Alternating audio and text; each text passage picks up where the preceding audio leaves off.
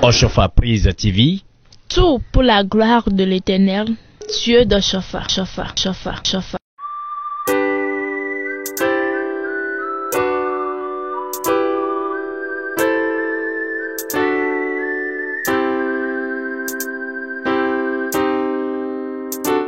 Alléluia.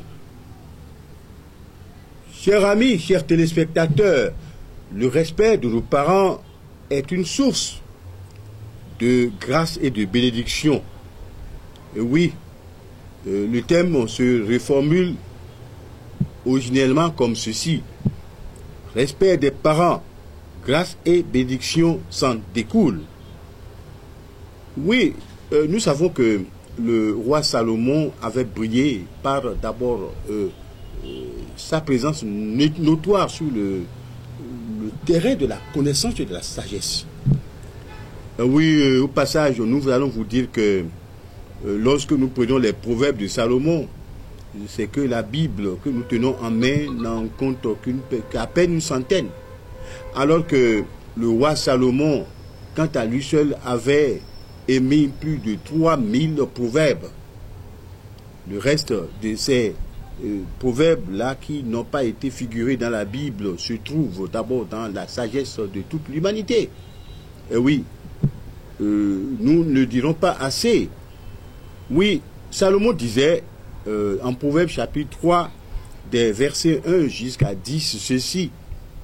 Il disait, mon fils, n'oublie pas mes enseignements, mes préceptes, n'oublie pas mes préceptes, pour que tes jours soient prospères, pour que la grâce et la bonté de Dieu soient sur ta vie. N'oublie pas les prétextes d'abord de tes géniteurs, les préceptes de ton père, de ta mère. N'oublie pas, oh, enfant du monde. Oui, c'est la base de notre enseignement, beaucoup plus précisément en ce moment. N'oublie pas les préceptes de tes parents, afin que tes jours soient heureux, afin que tu sois béni, afin que tu sois comblé de grâce et de quiétude dans ta vie. Oui, nous ne le dirons pas assez. Lorsque nous venons dans le Nouveau Testament, dans la lettre de Paul aux Éphésiens, il était toujours question de la même chose, du même ordre d'idées. Il était question de dire, il a dit dans Éphésiens chapitre 6, des versets 1 à 4, il commence d'abord son épilogue par ceci. Il dit, demande aux enfants d'obéir à leurs parents. Voilà, afin que leur jour soit heureux et qu'ils vivent longtemps sur la terre. En effet, si nous allons à Exode chapitre 20, si nous allons à Exode 20, nous allons dans l'ordre des 10 commandements retenir aussi ceci. On dit, honore ton père et ta mère, afin que tes jours soient heureux, et que tu vives longtemps. Chers amis et chers téléspectateurs, nous sommes d'abord au rendez-vous de l'enseignement et de la morale chrétienne surtout, et de la morale humaine tout court. Parce que respecter d'abord ses parents revêt pas seulement d'abord de l'ordre religieux, mais cela revêt également de l'ordre divin établi sur l'ensemble de tous les hommes. Oui, cet ordre divin, c'est-à-dire dans un autre paramètre sur la nature aussi, s'applique, parce que la nature entière répond d'abord aux ordres et aux injonctions de Dieu. Vous voyez, la lune qui est dans son rôle ne bouge pas, le soleil est dans son rôle, ne bouge pas, la terre, c'est-à-dire quelque petite soit-elle vis-à-vis du soleil, reste dans sa galaxie. Et voilà, c'est-à-dire l'obéissance. Oui, la question de l'obéissance, c'est-à-dire est tellement particulière que nous devions nous imposer d'abord de la ramener au niveau de l'homme, à notre niveau, au niveau de nous les humains. Parce que en réalité, l'homme était créé à l'image de Dieu. C'est-à-dire la continuation de Dieu sur d'abord tout l'univers, c'est l'homme. Qui a vu l'homme, comment il n'y a pas à voir Dieu? Et puis, si l'homme ne devrait pas avoir de repères, des repères d'existence, d'abord, c'est-à-dire ce serait d'abord inutile pour lui d'exister. Voilà. Dieu a dit, honore ton père, ta mère, afin que tes jours soient heureux. C'est le cinquième commandement. Et nous y revenons. Ben, vous savez, au verset 12 d'Exode 20, ça dit, c'est tellement précis que c'est là, ça dit, parmi les 10 commandements, c'est le seul qui est assorti de conditions d'exercice.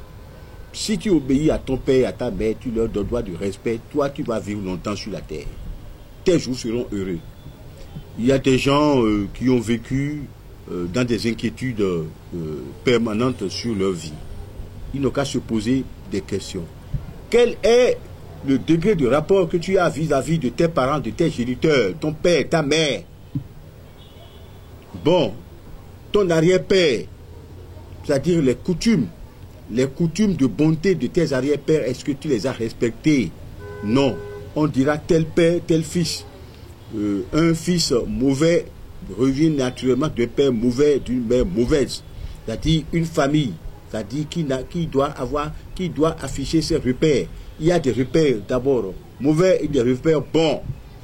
Et là, c'est-à-dire que les enfants continuent dans la prise du poids d'abord des péchés de leurs parents. Et mieux, c'est-à-dire le parent le plus proche, c'est le père et la mère, mais vis-à-vis d'abord du grand-père, de la grand-mère, est-ce qu'il y a eu une quiétude d'enseignement et de respect vis-à-vis de ces personnes-là? Alors, la bénédiction était allée sur des familles particulièrement dans la Bible, pas d'abord dans le niveau du peuple de la Bible, par exemple. Abraham a été béni. Moïse a été choisi parce qu'il a été récupéré. Oui, il a été récupéré pour suivre la loi de Dieu. Il dit, toi, suis-moi. Mais Moïse a suivi Dieu, c'est-à-dire en faisant fi des échelles de valeur. Qu'est-ce que j'appelle échelle de valeur? C'est-à-dire que, en ce qui concerne Moïse, il était déjà un premier ministre, un intendant, c'est-à-dire un chef de tout le peuple, de tout le peuple d'Égypte, par exemple, sous Pharaon. C'est-à-dire, il était l'œil, il était d'abord les narines de Pharaon. Il était l'homme qui porte la parole de Pharaon devant le peuple. Il doit se dire, mais quand Dieu lui a parlé, il pouvait se dire, mais ce Dieu-là, je ne le vois pas. Oui, mais il dit, Moïse, moi je suis le Dieu de ton père. Mais qui tu es? Il dit, Moïse dit, qui tu es? Il dit, moi je suis. Moi je suis. Ça veut dire que Dieu, le vrai nom de Dieu étant je suis. Le nom de Dieu s'appelle Jésus. Il dit, mais Jésus lui a dit, ben, lève-toi, je vais te faire libérateur. D'abord de tout mon peuple qui a déjà souffert 380 années d'abord d'esclavage, c'est-à-dire à partir du premier passage d'abord de Joseph en Égypte. Voilà, ce peuple-là est laissé comme un peuple esclave, va le délivrer. L'obéissance lui a imposé de suivre la parole de Dieu, la sentence de Dieu, le commandement de Dieu. Et voilà. Mais nous, nos pères ont toujours parlé. Les enfants, est-ce qu'ils ont toujours obéi? Est-ce qu'ils ont compris que les pères ont parlé, que les mères ont parlé? Les mères ont vu d'abord plusieurs mondes avant d'abord la venue de l'enfant. Ils ont vu d'abord dans l'atmosphère des choses, les saisons. Ils ont vu les végétations, ils ont vu les intempéries des temps, ils ont vu d'abord la connaissance, ils ont vu tout ce qui caractérise d'abord les différents passages de l'homme sur la terre. Et ceci avant la venue de leurs fils qui sont naturellement sans expérience. Les pères parlent, vous ne respectez pas. Vous ne respectez rien de ce que vos parents vous laissent comme enseignement, comme éducation. B. Les parents, les pères, la mère, si nous respectons leur volonté intrinsèque de faire de nous des enfants accomplis devant d'abord l'ordre de Dieu, nous serons heureux et puis longs sur la terre. Père, aujourd'hui tu te sens grand parce que tu es un grand philosophe. Aujourd'hui, tu te sens grand parce que tu as de la connaissance, du savoir. Tu te sens grand parce que tes parents n'ont pas, été à l'école. Mais il y a l'école du formalisme, l'école du concept.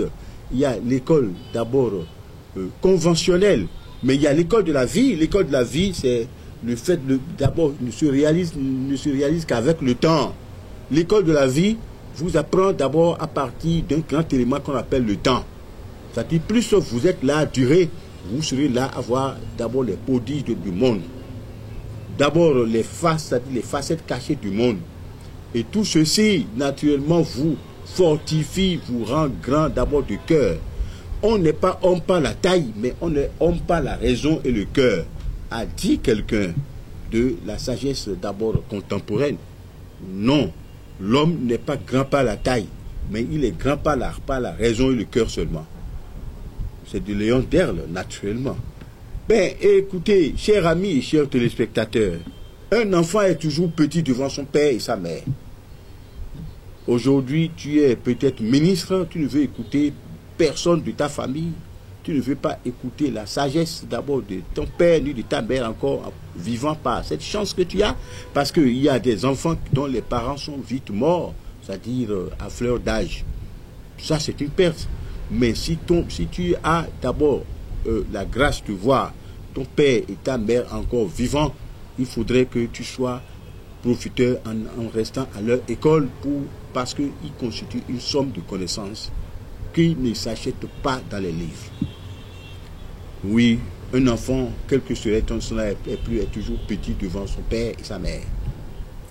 Mais tu as la fortune aujourd'hui, tu as la grandeur aujourd'hui, tu as de la connaissance, tu es suffisamment érudit aujourd'hui, mais tu penses que ton père et ta mère seront là, c'est-à-dire pour être inutiles pour toi.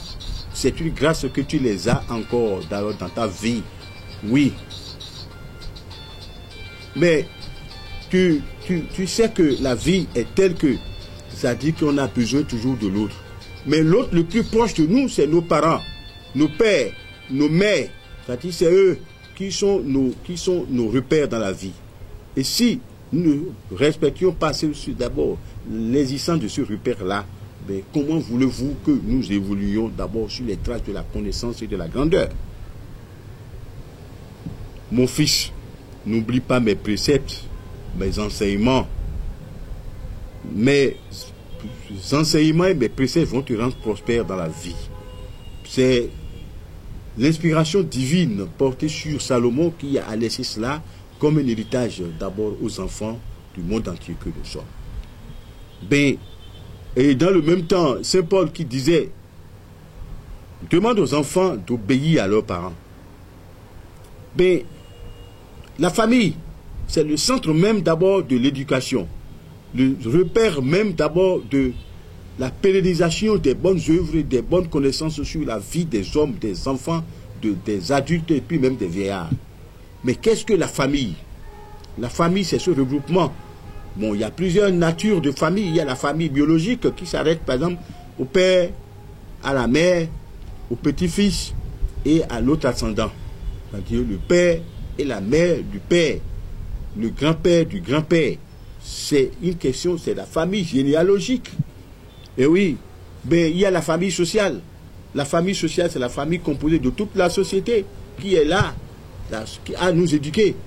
Il y a des lois de la société, il y a les dictats de la société, il y a les bonnes manières de la société qui sont certainement soit sur la conscience d'abord de tout un chacun de nous. D'une part, et puis même qui sont dans des règlements écrits, d'autre part. Mais si tu ne respectais pas d'abord le dictat d'abord de la famille sociale, tu te retrouveras d'abord aux antipodes de cette société-là qui va t'appliquer de la réprobation. C'est-à-dire, va te dédaigner. Tu seras sous le coup de la loi sociale. Tu seras sous le coup de la condamnation même de la société. Tu ne vas évoluer en rien. Tu ne vas pas vivre longtemps. C'est-à-dire, ben écoutez, c'est-à-dire même sur vos comportements propres, c'est-à-dire liés à vos personnes, la société pouvait vous donner d'abord des repères. Nous sommes dans une société où beaucoup de gens sont désinvoltes aujourd'hui. D'autres sont adonnés à l'alcool et à la drogue, par exemple. La société a de la réprobation contre ces choses-là. Nous sommes dans la société où beaucoup de gens sont adonnés au vol, c'est-à-dire au détournement des deniers de tout le monde. Et puis on pense même d'abord les gens qui sont les plus voleurs, les plus détourneurs, c'est-à-dire qui sont dans la perversité, sont beaucoup plus applaudis. Alors, et on va où? Si tu obéis à la loi de Dieu en respectant d'abord les principes parentaux, tu seras heureux dans ta vie. Allons dans nos prisons. Ce n'est pas des gens qui ont fait du bien qui se retrouvent dans nos prisons. C'est ceux-là qui ont été aux antipodes d'abord de l'enseignement de la société, de l'enseignement de la famille. La famille dit ne volez pas, vous volez. Mais Dieu est le véritable Père de toute l'humanité. Dieu a parlé, vous n'appréciez pas, vous n'acceptez pas. Et nous allons sur le terrain, par exemple, de la famille religieuse. Oui, il y a beaucoup de religions sur la terre. Toutes les religions sont là pour porter la morale et la bonne conduite, en fait. Il n'y a pas de religion qui dit tuer les gens. Non. Il n'y a pas de religion qui dit voler toujours vos proches. Il n'y a pas de religion dans laquelle on dit ne respectez pas vos parents. Oui, il y a la famille religieuse. Et puis cette famille-là, vos parents religieux sont là. C'est-à-dire que les devanciers, d'abord des communautés religieuses sont là. C'est-à-dire qu'ils sont là dans divers rôles. Les surveillants ministériels, c'est-à-dire au niveau religieux sont là. Les bishops sont là. Les pasteurs qui sont là pour encadrer le peuple de Dieu, ils sont là. C'est-à-dire qu'ils portent en eux l'enseignement. Vous ne respectez pas. Et vous voulez être heureux dans vos religions. Non, vous ne pouvez pas. Vous ne respectez pas la loi de Dieu. Et vous voulez être heureux dans la vie. Vous voulez durer longtemps sur la terre alors que vous n'êtes pas là à respecter la loi de Dieu. Dieu est le premier, d'abord la première source parentale d'abord de l'humanité. Parce que Dieu a créé d'abord l'univers. Il a créé l'univers en 6 jours. C'est-à-dire l'univers et les hommes en dernière position. Et il s'est reposé de tout ça, il s'est repenti de tout ça pour pouvoir regarder, contempler l'ouvrage d'abord de sa connaissance et de sa science. Et cela, et vous êtes homme, vous êtes à la place de Dieu, devant d'abord les autres créatures de l'univers. Et ce sont les hommes qui, naturellement, sont les premiers à désobéir à la loi de Dieu. Mais vous voyez dans quelles conditions Adam, séduit par Ève et le diable, ont mangé le fruit et a mangé du fruit de la connaissance du bien et du mal, et depuis l'humanité est aujourd'hui perdue. Alors, les amis, respectez d'abord vos parents. Vos parents décrescendo. Et puis crescendo. C'est-à-dire vos parents immédiats que vous voyez aujourd'hui. Petit enfant, ton père te dit ne va pas à la route parce qu'il y a beaucoup de circulation. Tu te fais écraser par un véhicule. Est-ce que c'est de la faute de ton papa ou de ta maman? Dieu dit ne péchez pas et vous péchez. Dieu a envoyé Jésus-Christ sur la terre d'abord comme repère pour que les hommes ne pêchent pas. Les hommes d'abord croient en lui. Vous choisissez d'aller d'abord vers les religions inutiles et vous voulez être heureux. Mais voyez, dans ce monde-là, c'est-à-dire il y a tellement de sectes, il y a de loges, il y a tellement de confréries et tout ceci qui font dos à la loi de Dieu. Or, Dieu est le premier véritable parent. C'est-à-dire ce n'est pas d'abord les maîtres du monde. Ce n'est pas d'abord les illuminés du monde. Non. C'est-à-dire ce n'est pas d'abord les porteurs de connaissances du monde. Non. Et la loi de Dieu est là. Vous laissez ça tomber de côté. Et vous suivez d'abord les trucs inutiles. Vous suivez d'abord la séduction du monde. Et puis vous êtes malheureux. Beaucoup d'hommes riches, beaucoup d'hommes intellectuels, beaucoup d'hommes porteurs de connaissances, est-il dit, sont dans la misère totale. La misère spirituelle. Parce qu'ils sont loin de Dieu. Ils sont loin de la connaissance d'abord des commandements de Dieu. Mais vous savez, nous avions parlé d'abord de la famille sociale, de la famille biologique. Nous avons parlé de la famille religieuse. Mais là, Dieu est le Père de l'humanité. Nous sommes les enfants de Dieu. Écoutez, nous sommes les enfants de Dieu. Dieu nous a établis sur les choses et les êtres d'abord de toute la nature. Et là, nous ne respectons pas la loi de Dieu. Vous voulez que nous soyons heureux, que nos jours soient prospères, nos jours soient longs sur cette terre-là. Non. Je vais vous donner un dernier exemple. Les premiers hommes de la terre, parce qu'ils n'étaient pas encore si proches du péché, ont duré longtemps sur la terre. Adam a fait 936 avant de mourir. Noé est allé à 950 ans avant de mourir. Dieu n'a pas permis à un seul individu de toucher les 1000 ans. Non. Ça là, c'est une loi, c'est immuable. Mais vous savez, la sagesse de Dieu, c'est de cacher des choses. Proverbe 25, versets 1 et 2, mais c'est clair. L'homme cache d'abord la destinée des choses. L'homme cache le mystère d'abord de la création aux hommes. Aux hommes, j'ai dit bien, Dieu cache le mystère de la création aux hommes. Le mystère de la victoire sur le péché, c'est en Jésus-Christ seul. D'abord, il a fait de manière crescendo la démonstration du salut à travers les âges. Le salut à partir du tabernacle. Et les hommes ont péché, ils sont incapables parce que c'est le péché, ça, parce qu'ils ont désobéi à la voix de Dieu. Il a, c'est-à-dire à l'étape du salut par la prophétie. Dieu a mis des prophètes devant le peuple de Dieu pour lui parler. Les hommes n'ont rien compris, ils n'ont rien suivi, ils ont péché. Mais Dieu a amené son fils. Et son fils est venu comme un véritable agneau et puis a réglé le problème des péchés à partir de la foi. Mais aujourd'hui, le plus grand péché que l'humanité d'abord n'est pas arrivée à cerner, c'est le défaut de foi. Puisque vous n'avez pas la foi, vous n'allez pas vivre éternellement. Que Dieu vous bénisse. Alléluia. N'hésitez pas à liker la vidéo si elle vous plaît et si vous êtes nouveau sur la chaîne, n'oubliez pas de vous abonner et d'activer la notification pour ne rater aucune de nos prochaines vidéos. Oshofa Prise TV. Tout pour la gloire de l'Éternel, Dieu de Shofa.